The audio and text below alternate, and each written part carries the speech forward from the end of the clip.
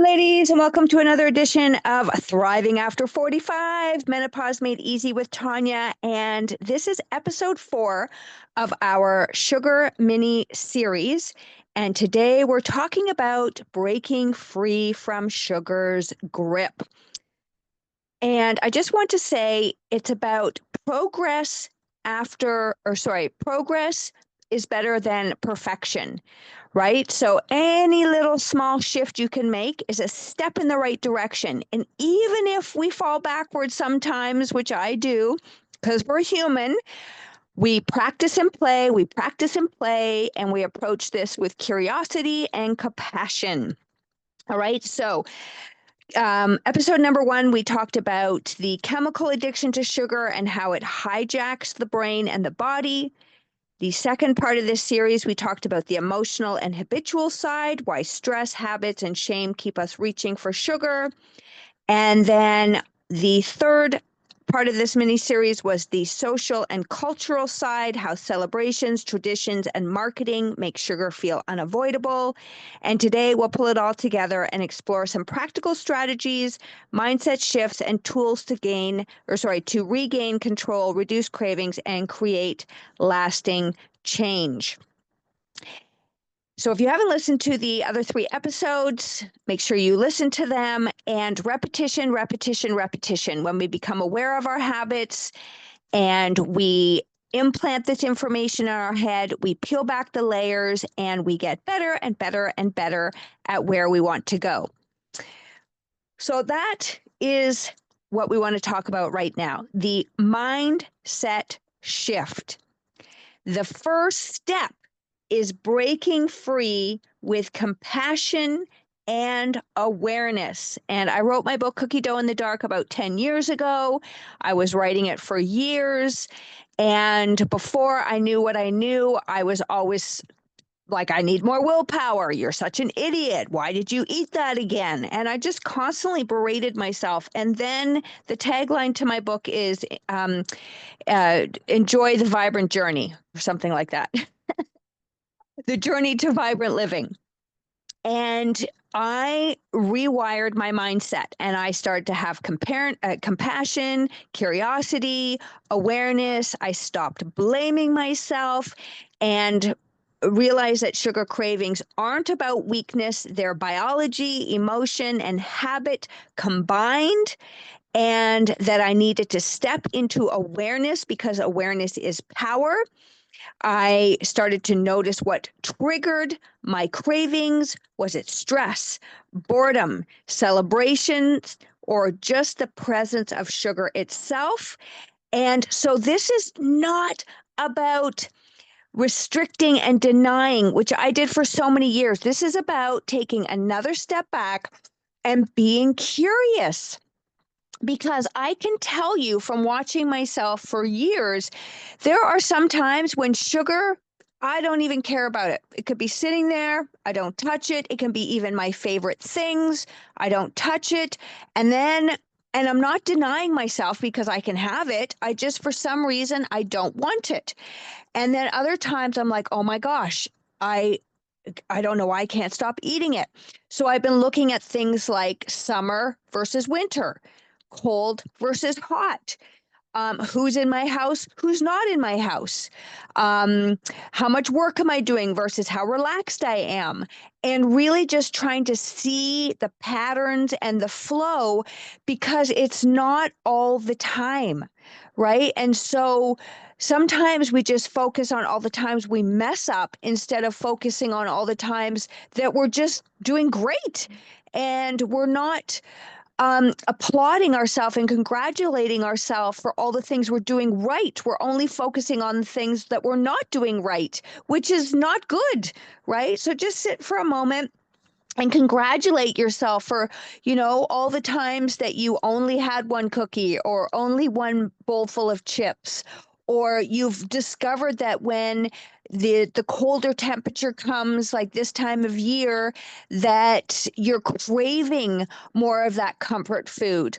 Or notice the fact that we really are just entering a sugar intense frenzy from Thanksgiving until Christmas. And notice how you want to play this part of the year, practice and play this part of the year. Where do you shine and where do you need some work? Right. And so just by being aware of these triggers of all the things I just mentioned, we gain power. And if you are craving sugar, just say it out loud. I'm craving sugar because I feel stressed, or I ate the pie and I'm human, and move on, move on, move on.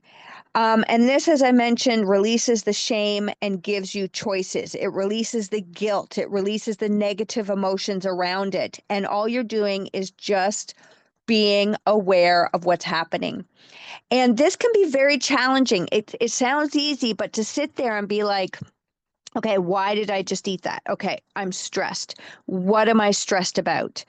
Name whatever it is. Right? And then just be like, did eating that help me? Or did it just pile on some stress because now I'm still stressed about that? And now I feel not so great because I ate, right? And so it takes a level of wanting to get to know ourselves. And I know from talking to certain people that they don't want to know. They don't want to know. They don't want to do this work. And that's fine. That's a choice, right? So if you don't want to do the work, and some people will be like, Tanya, I don't even want to listen to this because I don't want to know. And that's okay. And maybe there's some nervous system work you need to do. Maybe there's some other things that you need to deal with first. We're all on a journey. We're all on a journey. Just start where you are, do what feels good to you. So let's talk about some practical tools to reduce cravings. I have a guide. It's called 5 Hacks to Cut Your Cravings. And I've had to change some things about my business because the expenses were getting out of control, and all of my things are in US dollars for some reason. Everything in my fitness industry is in US dollars, and you all know what that's like. So I've had to reduce some costs, which have triggered some issues. And so if some of my links do not work, by all means, please email me at Tanya. So it'd be Tanya, Tanya, at moveyourbody.ca, and I will send you the 5 hacks to cut your cravings. And it's a really great guide packed with some really awesome information. So I would highly recommend picking that up. But we'll talk about a few of them right now that have helped myself and many of my clients reclaim freedom from sugar. Okay. And that is eat protein first and fat. And eating balanced meals stabilizes blood sugar and reduces cravings. Then you want hydration and movement. Now that we're getting into these colder months, we tend not to drink as much water. All right. And sometimes thirst or low energy can masquerade a sugar craving, right? Because you want that burst of energy. So get yourself some water, put a pinch of Himalayan sea salt in there, or some electrolytes, some minerals, or take a 5-minute walk outside, or just put on a song and dance your heart out. Mindful eating. This is something I continue to practice all the time, and that's to slow down and savor every single bite. Check in with your fullness. All right. And sugar loses some of its power when it's not consumed on autopilot. So enjoy every bite. And so when I'm with people, sometimes they'll be like, I shouldn't be eating this. Okay. Well, if you shouldn't be eating this, don't eat it. Or if you do decide to eat it with love, taste it, enjoy it, and then move on. Replacement rituals. Sometimes we need to swap emotional or habitual sugar moments with satisfying alternatives. If you find that you are an emotional eater, which many of you may not even realize that you are, all right, really tap into that emotion. Tap into it. Feel it. feel it in your body. Is it a constriction in your throat, a tightening in your heart? Do you feel tightening in your gut? Like, just sit there and be curious about it. And then breathe and be like, you know what? Is there something that I could have right now that could be a replacement for something sweet? So maybe it's some dark chocolate. Maybe it's an herbal tea. Maybe it's some sweet fruit like grapes. Okay. Or maybe it's a short journaling session or a hot bath, something that you could dig deeper into this emotion of saying that you're looking for comfort. Say you're looking for the emotion of comfort. And instead of eating, you do something else, like maybe go and hug your dog, call a friend, have a bath, something that can provide you with some level of comfort. And if it's habitual, like after a meal, you want something sweet, can you make the recipes in the back of my cookie dough in the dark book? Can you make the food instead of buy the food? So instead of buying commercially made, factory made cookies, can you at least make them yourself? And you use better ingredients and you infuse them with love, right? So just looking for some replacements. And then if you find that you just cannot handle having these foods in the house because every time you see them, it just triggers you, then maybe for a short period of time, you need to remove these from your site. Or the first step might even be that, say you walk into your pantry or open a cupboard and you weren't even thinking about crackers or chips or candy or anything like that. And then you see it and you go, oh, maybe I'll have one. Just that trigger, and you didn't even want it till you saw it, right? If you get that out of your house, maybe put it, somewhere where you can't see it for a while. It is so amazing how we are triggered by things. So just becoming aware of that. So that is 5 really useful, practical tips to help you reduce your cravings. Rewriting your habits and environment. And I've said this so many times, but changing sugar habits, eating bread, pasta, you know what I'm talking about, everybody, okay, isn't just about willpower. It's really about rewiring your routines and your cues. All right, so pair old sugar triggers with new behaviors. Again, instead of dessert after dinner, go for a 5-minute walk. Brush your teeth with some peppermint toothpaste. Enjoy some herbal tea. You could redesign your environment. So instead of keeping, crackers where you see them or bread, put some fresh fruit. Hide those sugary snacks. Make sure you have things prepped. So I have some energy balls prepped in my freezer. So if I am looking for, a little bit of a sugar hit, it's a healthier alternative. Now, remember what I said. Sugar is sugar is sugar in your body. It doesn't matter if it's white sugar, brown sugar, honey, molasses, maple syrup, white bread, brown bread. Your body sees it as all the same. Okay.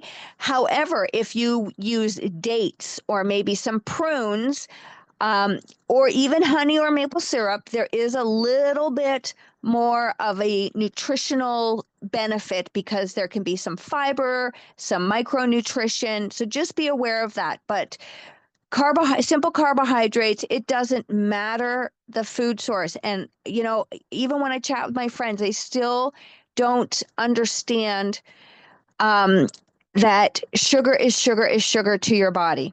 All right. So again, there are better choices, but it's breaking down into glucose. Celebrate small wins, which is how I talked about this at the beginning. So even reducing sugar in 1 meal per day is progress. I have a 30-day added sugar detox, which is phenomenal at just pointing out all the added sugar and things that you don't even probably realize. And just by taking simple shifts to realize this added sugar really add up. Add, add, add. I've just said that a lot in that last sentence. Embrace joy, not deprivation. Breaking free does not mean eliminating sugar forever. And I think that gets very scary for people. They're like, I don't want to live without X. I still want to have my bowl of chips, my bowl of popcorn, my, cookies, my homemade pie, my bread, my pasta, whatever it is. It doesn't mean that you have to never have it again. It just means you're choosing to consume this sugar. Remember, bread is also sugar, pasta is also sugar. Okay, popcorn is also sugar. Chips are also sugar. Consciously, without shame or going into a unconscious trance of eating. You can enjoy a treat at a birthday or holiday without guilt. You can have dark chocolate mindfully after dinner. The key is awareness, presence, and intention, not secrecy, not shame, not compulsion, and just pay attention to how you are eating your sugar and embrace the joy of the moment. Sugar can feel like it controls us, but you have the tools, you have the awareness, and you have the strategy to take the power back. Remember, this is how I changed everything. Awareness is the first step. Think of yourself like an onion, and you peel back the layers of the onion, one by one by one. And what you're aware of now, you may not have been aware of last week, and it keeps getting deeper and deeper, and it's actually really fun. Compassion, all right? Compassion is the second step. Awareness is the first step. Compassion, have compassion. Understand that your brain is designed to want sugar. Dopamine is the molecule of more. It wants you to have more. You become a compassionate being and eat with joy. And then conscious choice is the third. You have the choice. And I teach a lot about how to sit in discomfort because your brain likes what you did yesterday. Your brain likes what it did yesterday, even if it's not a healthy choice. Your brain likes familiarity. Hard word to say sometimes. Okay. So it is going to fight with you. It is going to feel uncomfortable. You're going to have to learn how to sit in discomfort to move through this, which is what I have done. And I will tell you, it is so much better on the other side. And there's a technique that I talked about earlier in one of the episodes where when you can start to be on the other side of it and look back. So, for example, when you decide, okay, so say you eat a cookie, okay, and then say you end up eating 5 cookies, and then after those 5 cookies, you're like, oh my God, I feel so bloated. My skin is starting to itch. I need some water. I just snapped at my children or my husband. And you remember and you tie, oh, when I eat too much sugar, these are the things that happen. And then before you reach for the sugar, you know, okay, if I choose this sugar, I have a high correlation that I'm going to feel bloated, low energy, snappy. Okay. Do I want that right now? That is conscious choice. That is higher level thinking because your brain is going to say, you did it yesterday. Just do it again. You're still alive. Why would you change? All right. So when you understand these things at a deeper level, it really helps you to process all of this. I hope this mini series has given you some insight, some freedom, and some practical strategies to navigate sugar with confidence. And I thank you for joining me and listening to all 4 episodes. And I would love to hear any takeaways, any steps that you are working on. You can feel free to email me.